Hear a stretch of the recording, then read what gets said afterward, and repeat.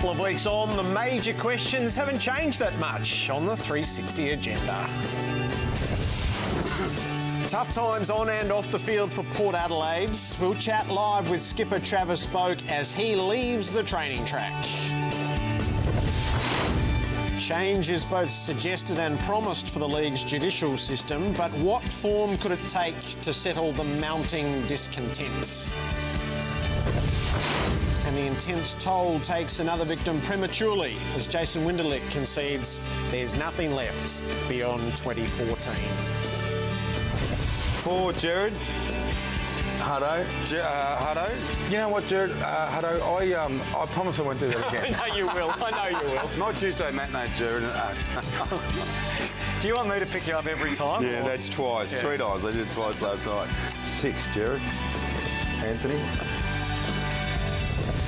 You might want to write this down. I'm Gerard Waitley. He's Mark Robinson. This Wednesday night, it's footy from all angles. Hello, Robbo. Hello, Cham. Good to have you back. Nice to see you. Great to see you. I know we see each other before the show, but that's our official welcome back. Have you missed us? Yes. No, you haven't. I love our viewers keep me very much informed with whatever's going on. Twitter just goes immediately.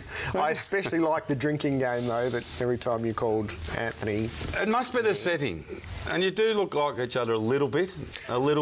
You know you do. So, no, it was fantastic. But great to have you back. Was nice to be back. Good break from footy. Did you bought me another present? A gift, so I always bring you a gift. I love you. So, a pen. We'll get rid of that one. In the tartan. There we go. A tartan pen at the airport on the way out. That one was. Now, it struck me, I didn't peg you as a Commonwealth Games kind of guy, so I wanted to get you something for the Fairways of Growling Frog. How good are you? So... St Andrew, did you get to St Andrew? I couldn't get there, no, but I thought if there was something to bring you back from Scotland... Am I allowed to wear this for the entire show? No, but maybe in the third segment we're going to have our You're not my father. I've told you 100 times. Let me put it on just for a minute. See how it goes. Oh, how good's that? That's very becoming. How great's that? Long socks and you'll be away. I've got you a half-open can of Diet Coke. Yes, I did see what you gave Hutto on the way out. I gave Hutto some cheeky rascals, and we've got some more coming in. But welcome back, and I want you to ask me my Wednesday hero. Who is your Wednesday hero? And I'm being serious here. We feel on AFL 360, we call it the AFL 360 family, and we have so many people in it, and you're away, and people think it's just easy for a person to come in and sit down and take control.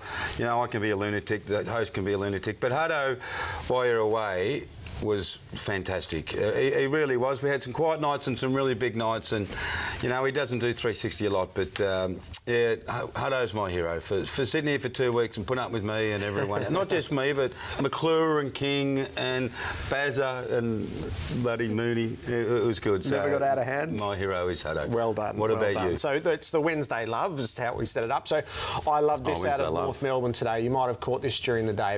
The raffle for the club was drawn. The prize is a $36,000 Mazda. Anybody could have won this. Check out who did. Come on. This is not a joke. Let's go. Boomer.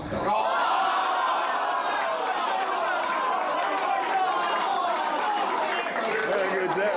Now, one ticket was all Boomer needed to win, but it wasn't that popular. Does he donate the car? He has to give it back. Would you? A $36,000 car. You have to give it back. It's a fundraiser. Bad luck, Boomer. He'll give it back. Where's he Oh, good on him. That was good on him. Genuinely funny. Good choice. Guess what we've been talking about while you've gone? And I've led the charge more than Hutto, the match review panel. If you'd said to me the match review panel and the score review system, I thought, well, we're in for a beauty. The score review has been fantastic, actually. Fantastic. We have had some really good ones where they've done it and reversed it, but he was talking the other night about ticking boxes and everything, and I said, stop taking Jeffrey's ground. We are very shortly going to head to the Adelaide Oval, where Travis Boke will join us. This is Port Adelaide training tonight, and there's many a story both on and off the field out of that club at the moment, with the momentum which marked so much of the season lost for the time being. And we pondered the question both with the skipper and with Sellers and Kingy as to whether it's still possible that there'll be a late season surge. So as soon as Travis Boke leaves the track, we will head to the Adelaide Oval. So let's... I have got a prize for you, something for you. Right. Tiger! Come on. That's going to be next week. He's going to go to your house, yep, and he is going to ruin your house. I cannot wait. Either can he. Yep. Anyway, who are we going to talk about? We're going to start with the match review panel and the calls for reform that are mounting. They're coming from all corners of the industry at the moment as to how to come up with a model for the league's judicial system that might quell the mounting discontent. Or is it a question of just the case-by-case application of the system, and the way that it's been interpreted at the moment wouldn't give us a better result even if the system was different? These are the voices, these are the calls that are on the landscape at the moment. Force was just under, report just over for a rascal, so it's sort of in that grey area. Were you surprised to see Johnson last night? Nothing surprises me in the AFL. Nothing.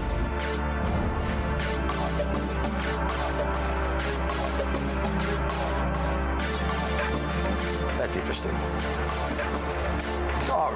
What can you say? Because you've said enough. You can't answer. Bomber, can you talk about I can't say much more than Paul. But what did he get for that? 0. I probably said enough already. Serious, 0. Yeah, 0. I think there's a few players who were reported early on this season that would be saying, how come I was reported and that wasn't?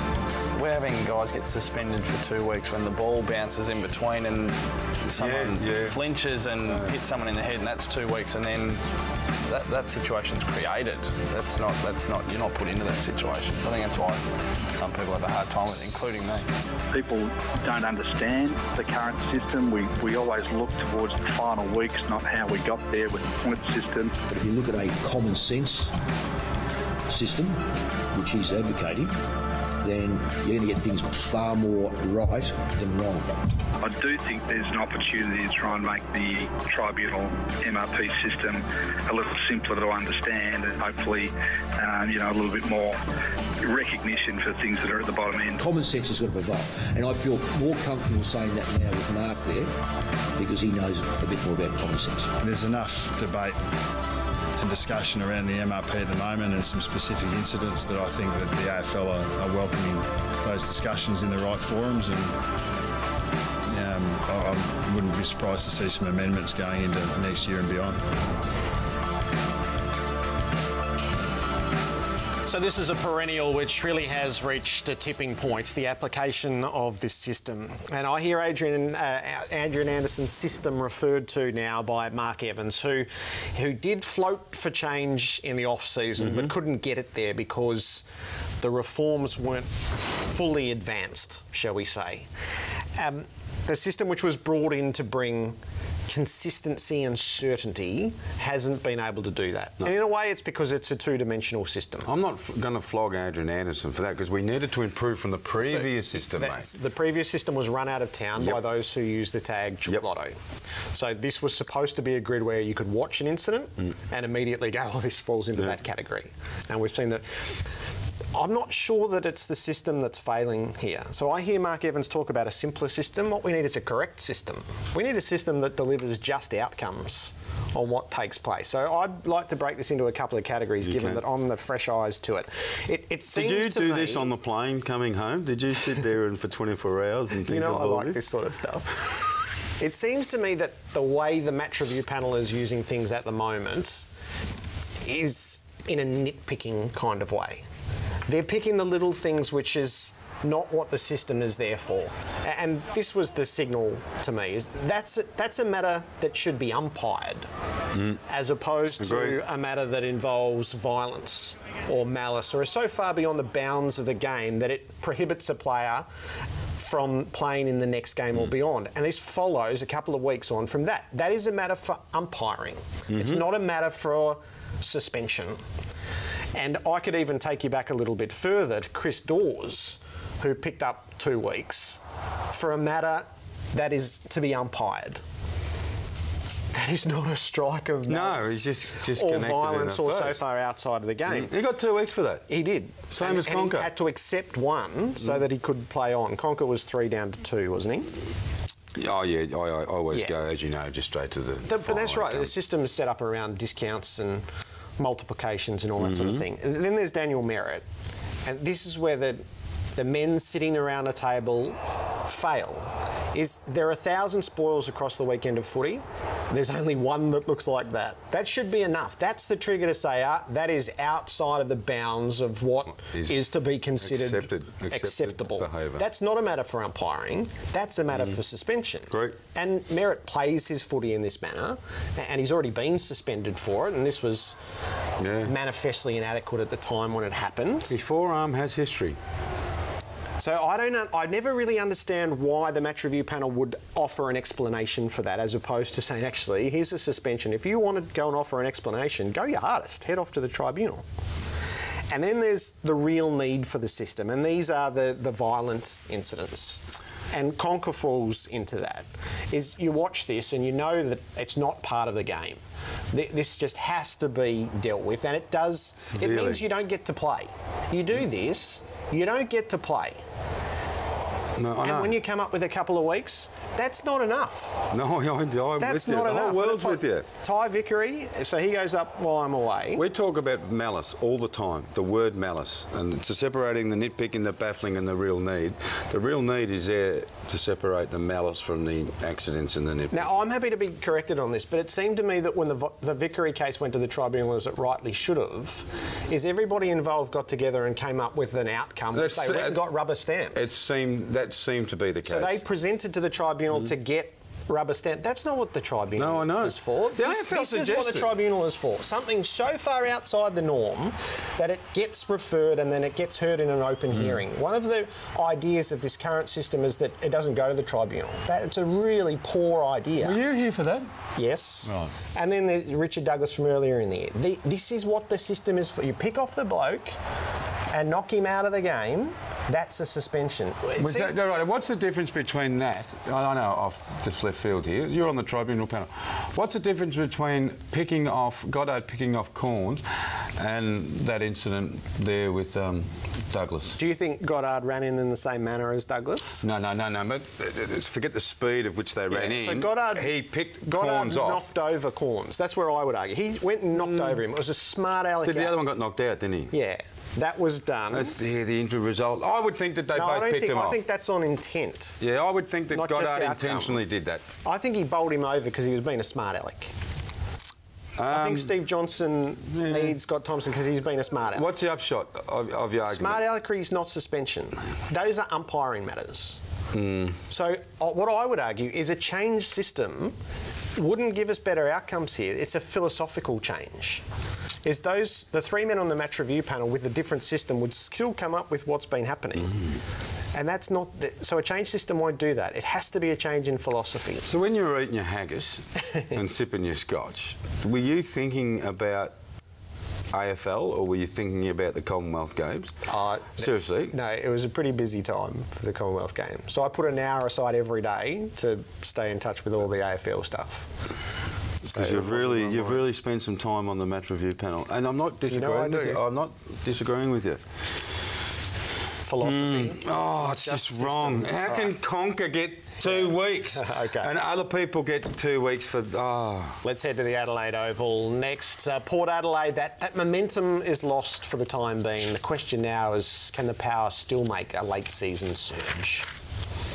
If they start looking back and start picking each other apart, their season will be over. They've got a really tough way home. They need to keep a positive attitude on this year. What's happened, what's gone wrong?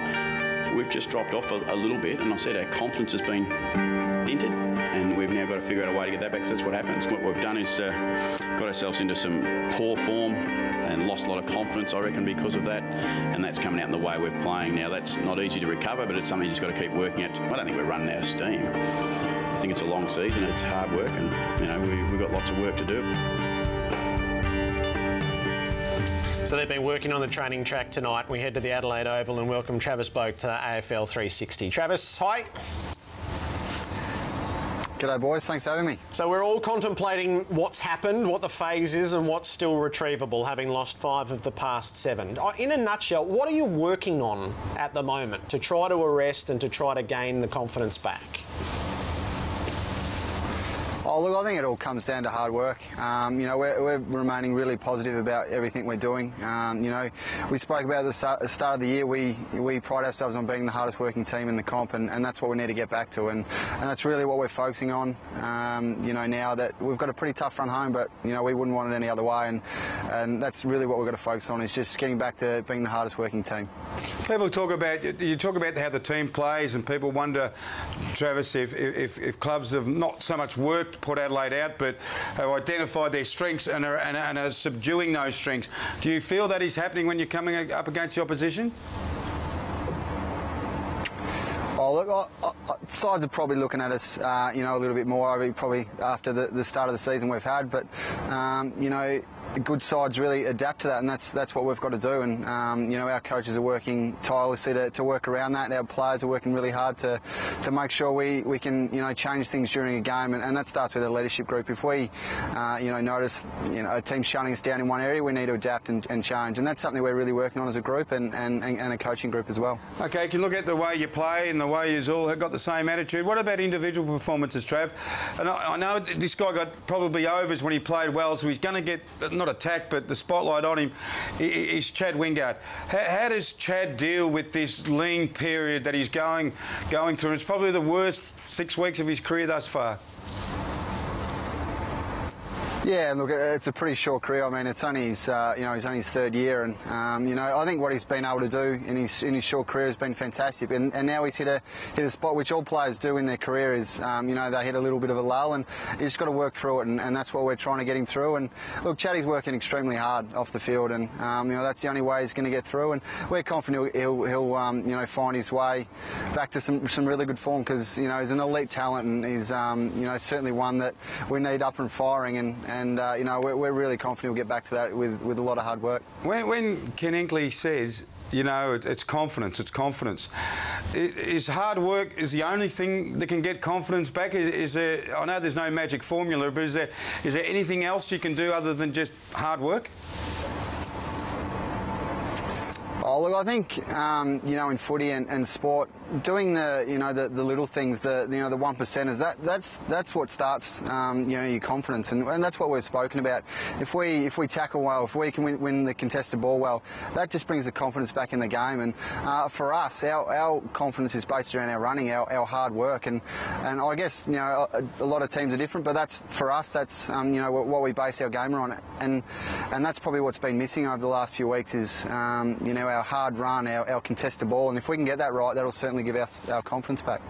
So there's a peculiar situation, obviously, off the field as well. You've had players in quarantine, players in hospital, whether it's viral meningitis or flu's gone through the place. Just give us a sense of, I guess, part of that is quite alarming. What's it like around the club right now?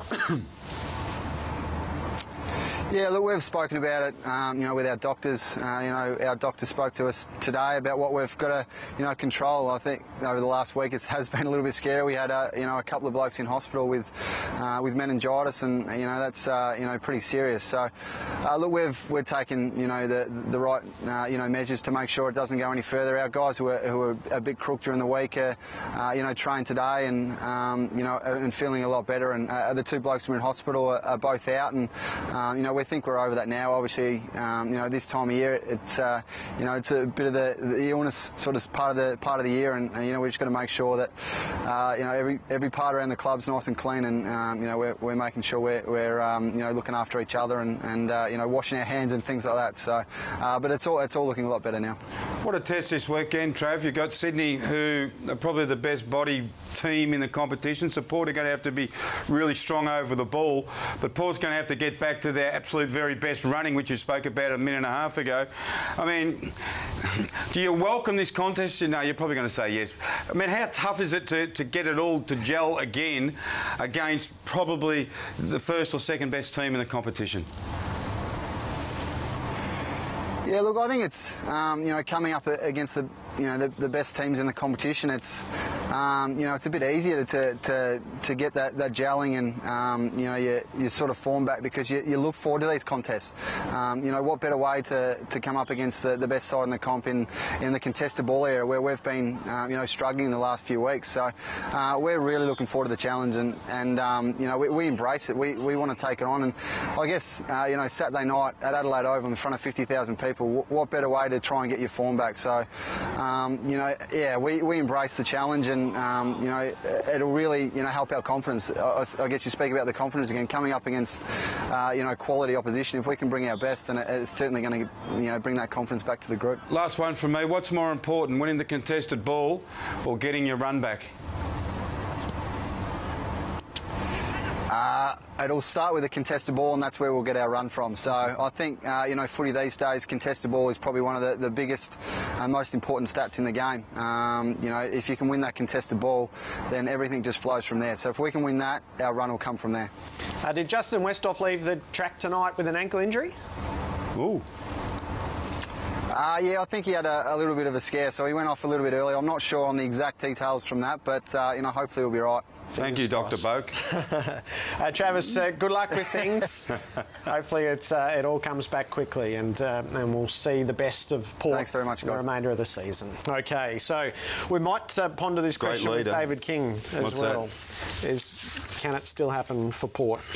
Just a little bit off was his view last time. They're not a little bit off, mate. 4 weeks ago he said a little bit off. I'll be interested to see if he's still holding faith. So just table that for a moment. Look, the last couple of weeks have really given an idea of the toll that the game is taking on its current day players, and there was another example today when Jason Winderlich, who's 29 years of age in his 12th season, he's endured a couple of back surgeries and also the knee reconstruction. He told his Essendon teammates that he could go no further than this season.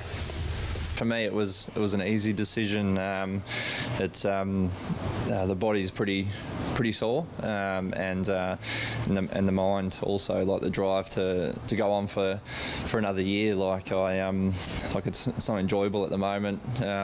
For like physical wise, like getting up each morning, trying to put socks on, and you got to lay on the ground in your bedroom to put socks on and stuff. So it's the body's quite sore, and yeah, it's actually probably, you hear a lot of guys say it's a bit of relief knowing that you're not going to have to do it for much longer. So I yeah, really looking forward to the next month or hopefully 2 months. It's early, isn't it? 29. It is. And you're right. We're seeing it more and more. The last 3 weeks, 4 weeks, Jared, has been, you know, quite a large number. What it tells me is that when you get to 29, 30, 31, instead of saying, right, you can, you know, we'll look after you, clubs are saying, right, we've got to get fitter, we've got to get stronger, we've got to get quicker. And people are going, oh, you know, I don't know if I can do it. Yep. I'm still a good player, but I don't know if I can get quicker, stronger, and you know, faster. It's a very demanding game. I wonder how many more retirements we're going to have in the next, you know, next 4 weeks. 123 games over 12 years. Did he get his fair crack at it? No, he didn't. No, he didn't. Kept on doing hamstrings. I think he did a knee. I'll tell you one thing, when he was playing for Essendon, we were a better team with him in the team. Okay. So the thoughts then turn to who's going to be there this weekend, and it's such a pivotal game, Geelong and Fremantle, and Matthew Pavlich's scenario. Will heavy hits keep him out? Ross Lyon took that question today. Well, he'd failed his cog state, retested today, passed his cog state, so from here there's no reason he shouldn't play, as long as he doesn't become symptomatic later in the week. So it'll be a contingency from here. Yeah, so now we're planning for him to play. It's a roller coaster ride, isn't it? You know, so.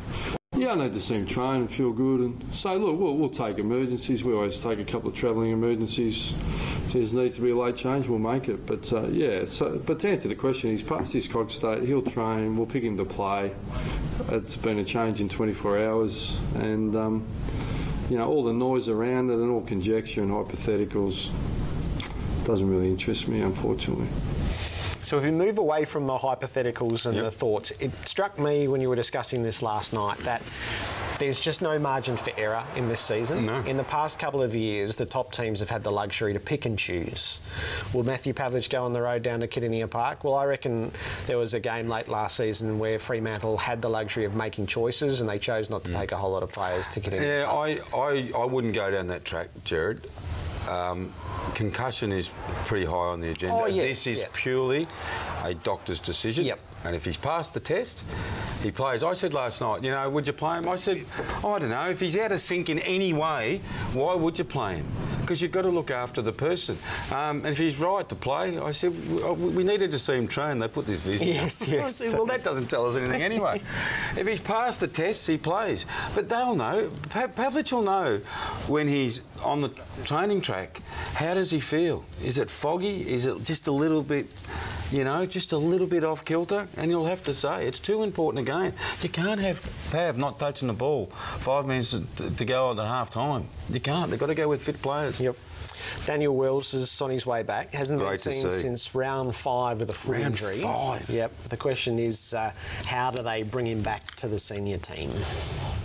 Initially it was frustrating, not understanding what the actual injury was, and then once we sort of got our heads around it, I sort of accepted what it was, and it's a long-term injury, and you know, I'm still blessed that I'm still going to be got an opportunity to still play this year. You know, still got a couple of hurdles to jump, but yeah, at least I'm sort of not too far off it. How much of an impact do you think you can make coming back this late in the year? I'll have to wait and see. Look, hopefully it's a positive one, that's for sure.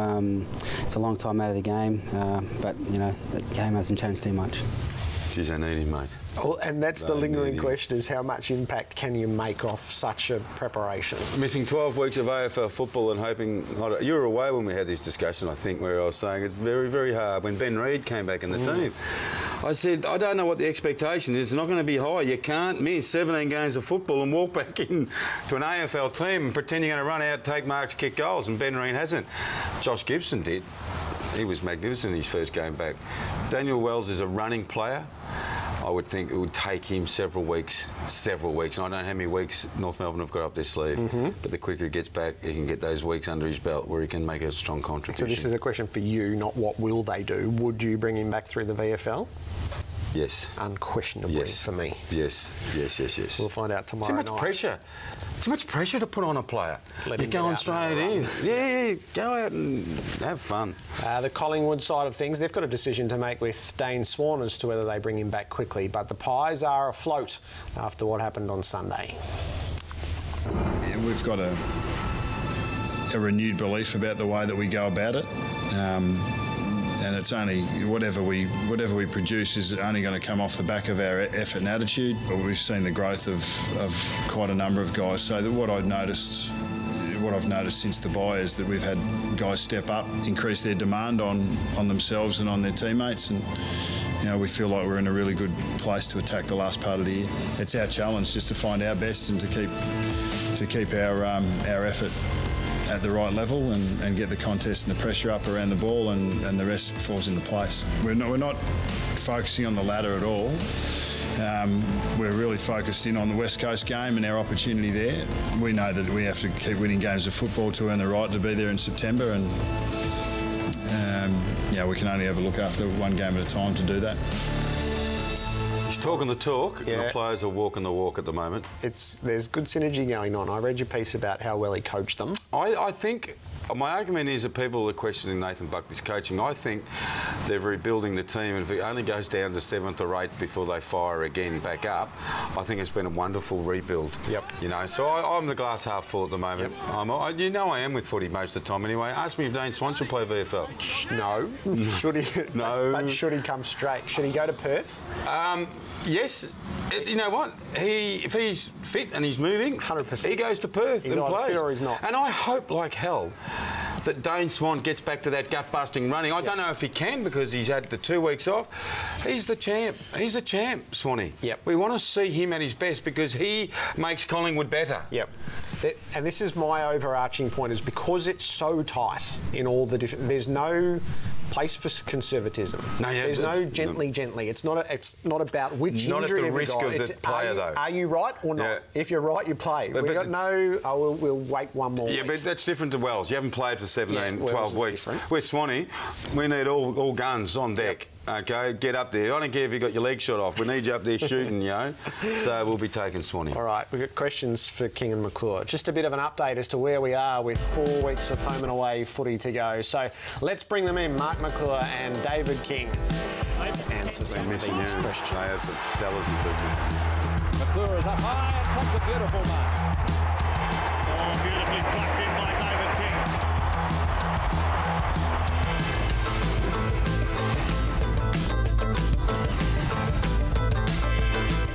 When a fire starts to burn, right, it starts to spread. Let's go to the votes, because I just thought the best player on the ground tonight was Chris Judd. I thought Juddy played a terrific game, but if Nat Fyfe wasn't best man on the ground, and the reason that Freo won the game, I don't know what game was Kingy watching, Sellers. The reason why Freo won the game was Wood's kick at the end. That's the only reason they won. Juddy was amazing. He was inspirational. They should have won. Hey, listen, when it's your turn... He went forward, took contested marks, he went back, he got clearances, he did everything. When it's your turn to do the votes, you do them. They're horrendous votes.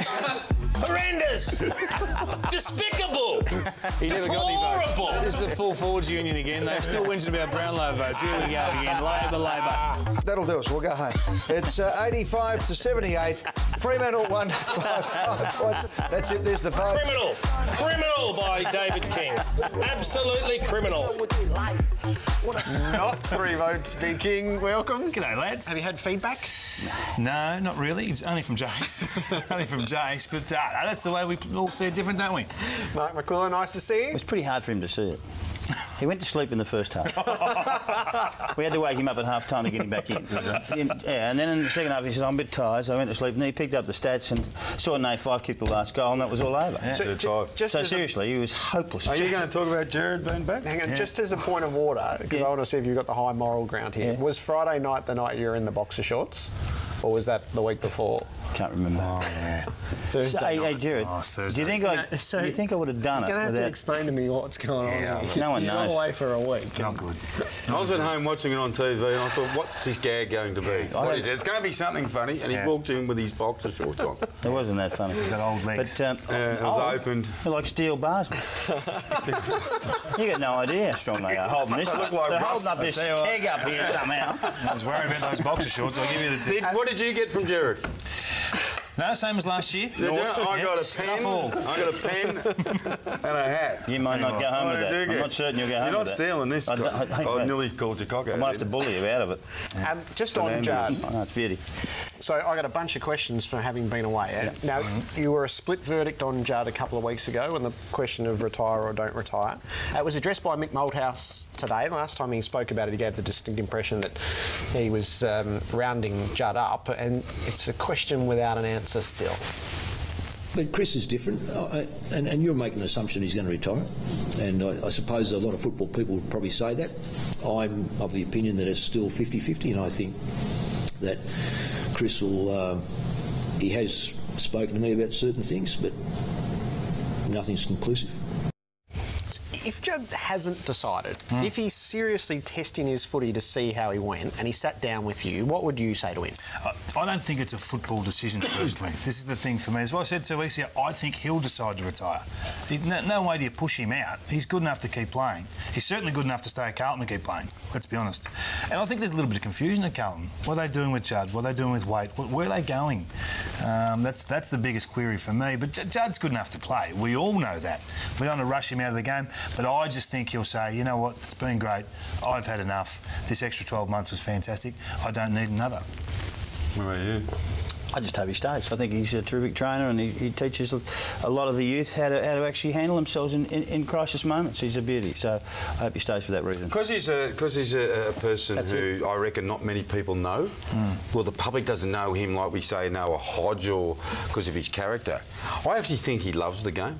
But he doesn't tell us he loves the game, but he loves the game. I think if he's still playing well, he'll decide to play on. That's only a thought. You think he'll play on?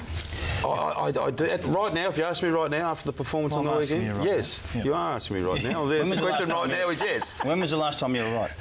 About 2 minutes ago. Yeah. Right. Before then, I don't know. Here's my set of questions, and it is based... Everything at this stage is based around the ladder. So we're not looking at the ladder. All you can do is look at the ladder. Yeah, There's 4 weeks to go. This is all mathematics from here. When last we spoke about Port Adelaide, King, you were very reassuring to me. So I pose the question again, is Port still capable of a late surge? Yeah, I think they are. The problem at Port at the moment is they can only score on fast play. Fast counter-attack out of their back half, and they can do that. They're missing a few at the moment. They've run aground. I'm not sure where their fitness guy is. Darren Burgess still on the recruit. He's still doing the recruit, or is he back at the club? But look, I think they've run aground. I think that they know where the problems lie, and it's just a matter of them starting to hit a few targets. They're aggressive through the corridor, and when you miss, you pay a price. But that can be corrected in a 5-minute space. I would hate to play Port Adelaide in this final series coming up. Not in the form they're in, you wouldn't be worried about it. Maybe teams have worked them out. Maybe they cut out the midfield. Maybe they stop the runners from defence. Is there any plan B? Well, this will test the coach to see what sort of ingenuity he has got to have another second brand of football. They're all failing, mate. They've lost 5 from 7. They've been tested for 7 weeks. But he needs to change sometimes. But that's what happens. Sometimes you've got to help the players by changing slightly to help them to do things. When you're a good side, you get analysed by everyone. They put themselves on the map after round 10 or 11, and they've been analysed. Now they've got to fight a way through it. They did it last year, and they come with a run at the end of the year last year, and they were as good as anyone. I'm backing them again. I'm looking forward to the response. To see exactly what happens. So we'll know in a couple of weeks. A month ago, Sellers, you had Freo nailed in for second place at the end of the home and away season. They didn't play a top 8 team between Geelong and Geelong, and I'm washing Robbo's dog as a result. You should be too. Tell me, has Freo lost its mojo? They're not playing as good as they have been. St Kilda destroyed them. It was amazing. I was at that game. It was just amazing what they did in then. And Carlton almost took them on, nearly beat them last week, only for a couple of poor mistakes at the end. They would have won. Out Fife and Ballantyne, they lose that game dramatically. They haven't got a goal kicker. They got no forward line, and they're easy to score against. Carlton kicked 6 goals out of the centre bounce, which is massive, and no one does that. And Carlton have 5 goals in time on kicked on them. Again. That's 105 goals for the year at Carlton, it is. Seriously, that's what it is, 105 goals for the year in time on. So how do you actually understand where they're at? So, are they any good? Gee whiz, they'll make top 4 by the look of it, if they can beat a couple of sides, but I can't see them beating the top 2. I think we underestimate what a coaching performance this has been. Even on the weekend, Mzungu does a hamstring. Pavlich, their most important player, their only goal scorer, their only target forward of centre goes down, and they find a way to win. Everyone's talking about the other side of the game. Oh, they're struggling, they've just beaten Carlton. What a win that was. I think that for this football club, they can't wait to get Walters back. He's the wild card. When you've got Ballantyne and Walters, you don't have the ability to clamp both of them. Right now, you clamp Ballantyne, you can stop them scoring. Still number 1 competition in the comp. For me, there's still a very, very much a live chance. All right, you're calling the hawk fork, but when a prong is missing, does it get blunted? Is Gunston the injury that they haven't, in all that they've had to deal with, how significant is this one? Well, it's significant because you have a look at these 2 boys, they just don't miss. Brewster's kicked 46 goals, 8, and Gunston 44-20. So that's 90 goals and 28 behinds. They get an opportunity, they make you pay. The Hawks just keep scoring. That's their point of difference. It doesn't really matter who it is. They play this aggressive game at speed, and you know, Glenn Luff always tells me the point of difference at the moment is being able to score. They're over 110 points on average per week. So you've got to make a decision.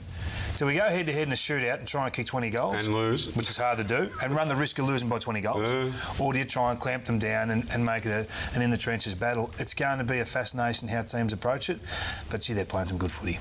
Amazing, because they've got 7 new players they've played already this year. It's been an incredible performance. They haven't got anyone in the top of the voting in the Herald Sun, in the Age, in the Channel 7, in the ABC. None of them are in the top 5 or 6, and they're still on top of the ladder. So that is the great level of that, isn't it? Fantastic. Bob Murphy said last night the best team they've played this year. Yeah, they are very good. Easily. Collingwood briefly dipped out and then have come straight back in. So, and this is to pick up a little bit on what Robbo was just saying. Is this phase the making of Buckley's Pies?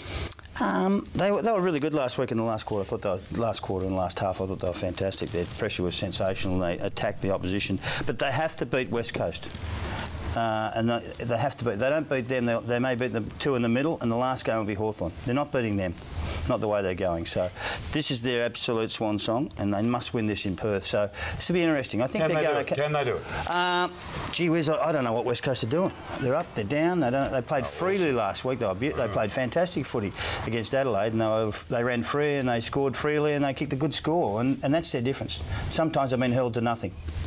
And that's what Collingwood need to do. This has been a ripping battle the last couple of years. Collingwood, West Coast, no matter whether it's been the MCG or over there, it's just been, they've been great games. Daniel Kerr nearly got them over the line single-handedly at the MCG a couple of years ago. Pritis nearly did it at the start of this year. This will be a belter. This will be a cracking game. You can't split these two teams, but I just feel like at Collingwood the snowball is starting to roll, and it may not get to the size it needs to for a couple of years, but these young kids are coming in and they're having an impact. I mean, everyone's talking about what's gone and what's not there.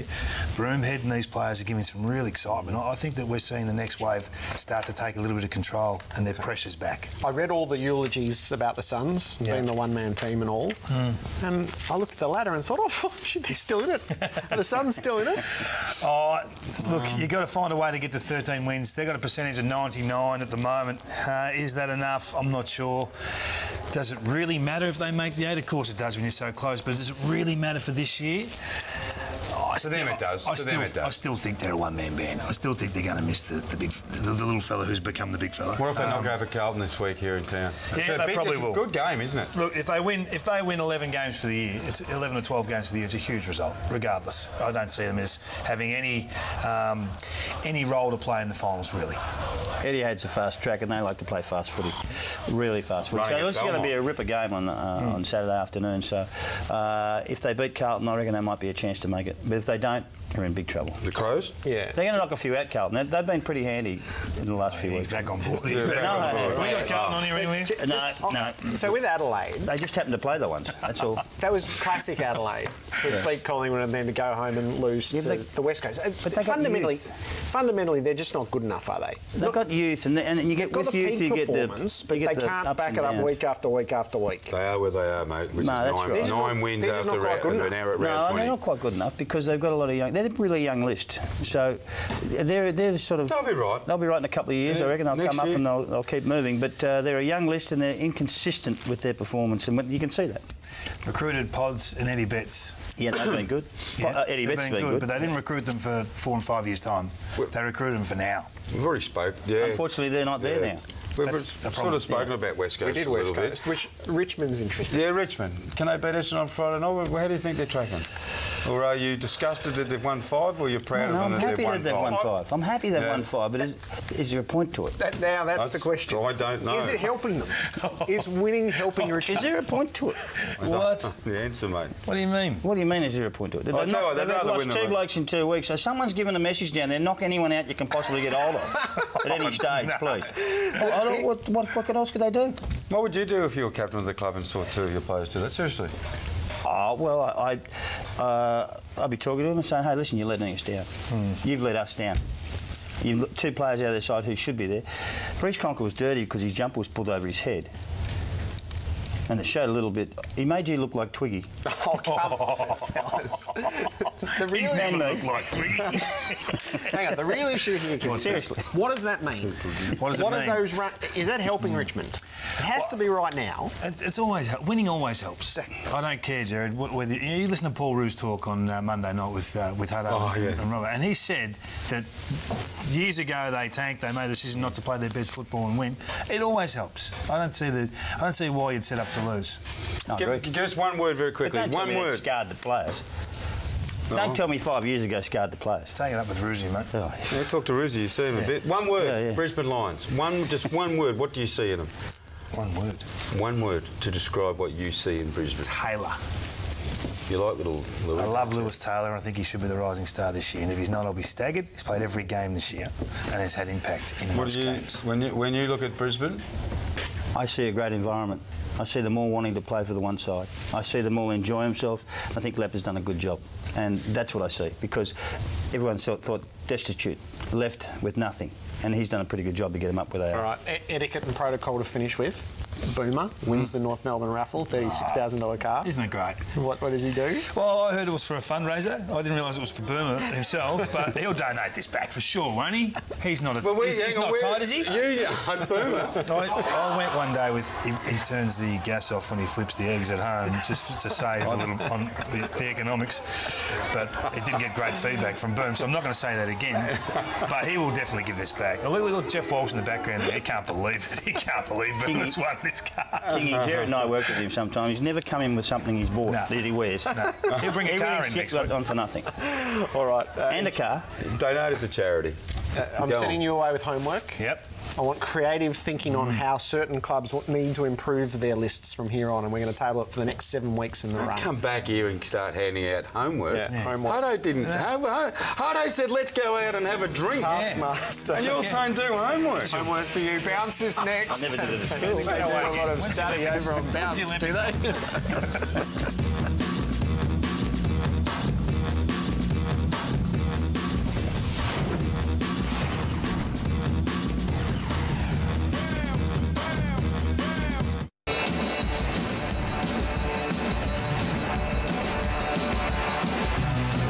Side bottom breaks free, parks the seas, hammers it goalward, kicks an absolute ripper. They've won the stoppage here. Side bottom ran around a couple, then had a shot at goal, and it goes all the way. He is a remarkably good player, and you give him an inch and he'll take a mile. So it's 55 metres out from Collingwood's goal. Here's side bottom, breaks the tackle, quick kick, goes to the goal square, kicks a goal. Magic play. Beautiful tap from White to side bottom, crashes a couple, jams it on the boot. Oh, it's a goal. Great Shepherd. A great Shepherd on the goal line by Cloak. The kick from side bottom was one of those ones, Bill, he just jammed it on the boot in the old Mung style, and it just munged through for a goal. So, time to catch up. Bravo. Time to catch up. What do you want to Best talk part about? Of 360 seconds. They've asked me to write down some questions to ask you. Yeah. So I want to know, on a scale of 1 to 10, 1 being trial separation and 10 being beers at the pub every night, how'd you go with Hutto? 7. It's good. 7. We didn't go for beers. We didn't fight. No, we were good. He's a good man, Hutto. Like him.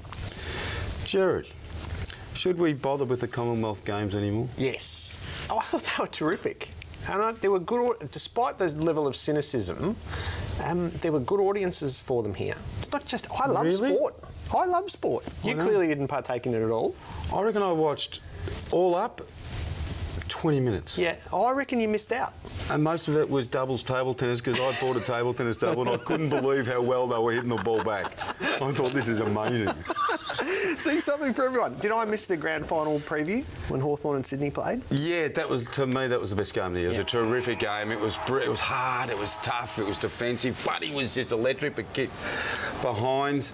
You know, I would have thought that night, can't see any team. I saw Geelong on the weekend. I thought if you're going to run like that, you can threaten. You've got to be able to threaten when you've got the ball and kick goals. But, this was a cracking match, Jared. An absolute cracking. We left the pool and Sydney had set up what looked like the match-winning lead. Oh, then Rob Woodhouse was driving me back and we're checking the phone here. What just happened? What just happened? It was a hard way to watch. Geordie was good. Great game. What was your Glasgow highlight? It was the Scottish gold medals in the pool. You're an animal. You are an animal.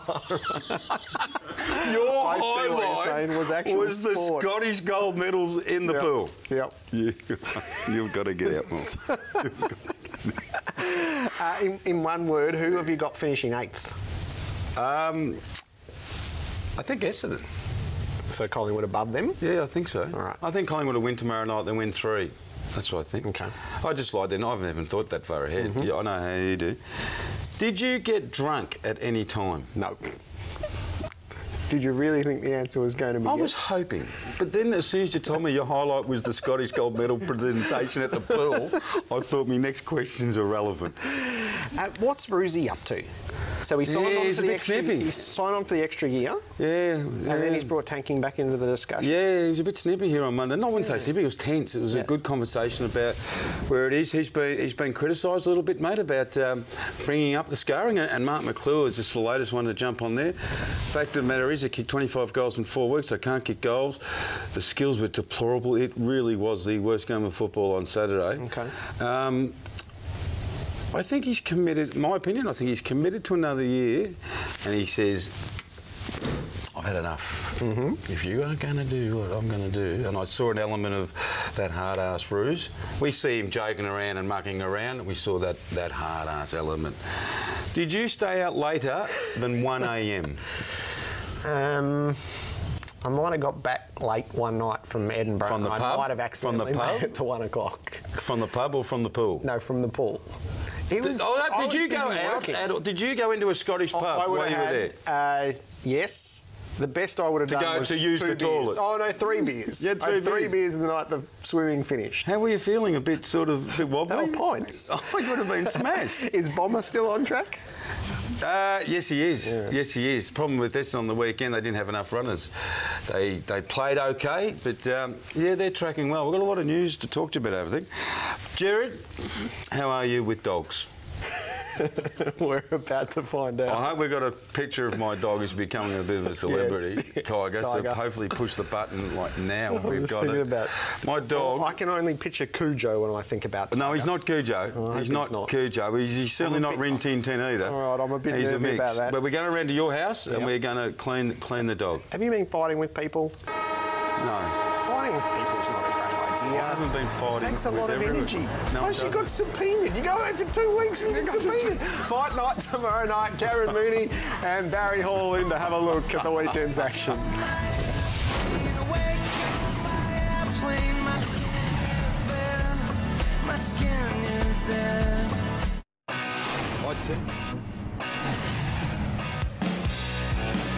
Tomorrow night, ahead of St Kilda's final home game of the season, Lee Montagna is going to join us and we're going to talk Lenny Hayes as St Kilda fans look up for the final tribute to him as he winds down a glorious career. And to continue the chat through the captains this week, Luke Hodge will be in. The Hawks have overcome so much. There's still so much left to do.